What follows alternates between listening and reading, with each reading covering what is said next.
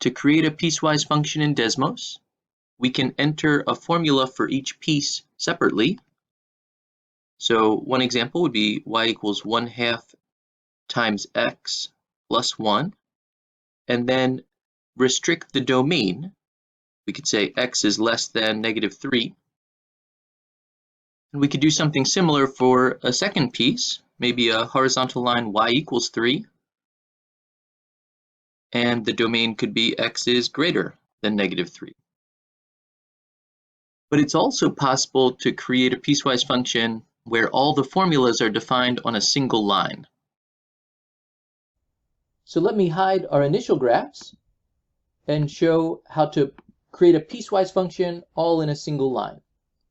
We can start with y equals and then open up a curly brace. And then I want to type in a domain restriction like -5 is less than x is less than 0.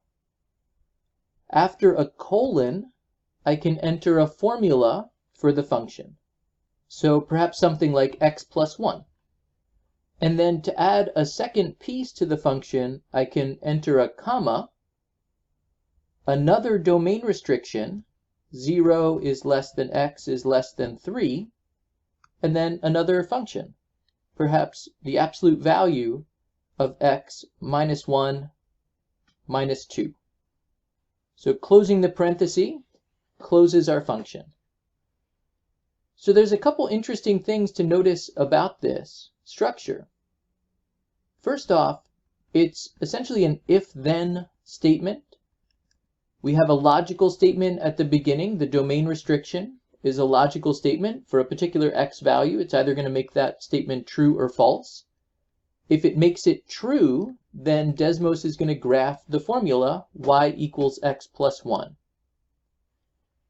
And then we can think of what comes next as an else statement, or an else if you're familiar with that sort of computer programming structure.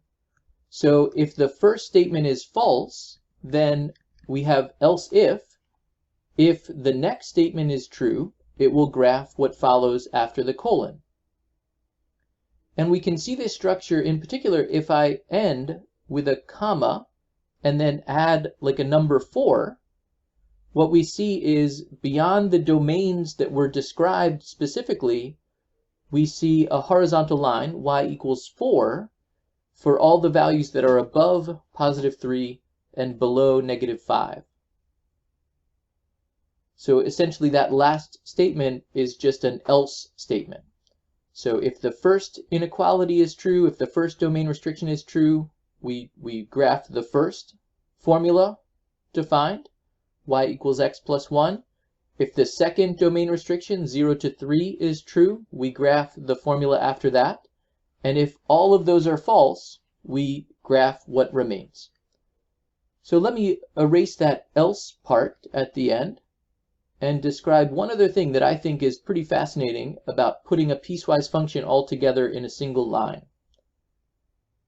If I replace the y with function notation, like f of x, I can then refer to that f of x in a new formula and show a transformation of both pieces all at the same time. So we can create in a new line a formula y equals f of x plus 3, and let me change that color to something a little bit different, which I can do by clicking and holding down the icon there to the left. I'll change it to blue so we can see a distinction between the graphs. And essentially what's happened is that f of x graph, the entire piecewise graph, has shifted up 3 units. We can add a shift to the right by putting a -4 there inside the parentheses. And we could do, of course, a vertical stretch or compression with something like -1/2 as a factor in front. And that compresses the graph, makes it half as tall, and actually also reflects it across the line y equals 3. So this way that we can use function notation to adjust a piecewise graph, I think is really kind of a cool feature of putting the definition of the piecewise function all into a single line. One other thing I wanted to point out is that with this notation, that first description takes priority over the later ones. So the leftmost initial description has precedence. And we can notice that, in particular, if I change this 0 to something like -2, it doesn't change the graph at all. So even though that creates an overlap with the initial domain restriction up to 0, it doesn't affect the graph. So again, if we think of this as an if-then structure, it's sort of flowing left to right. And so if the initial condition is true, then the response to that condition happens and the rest of the expression is ignored. And yet there's one more thing that I think would be good to mention about this example. If we think about the f of x function, the domain restrictions all use strict inequalities. So if I tried to define a y value as f of 0, we see that that particular value is undefined.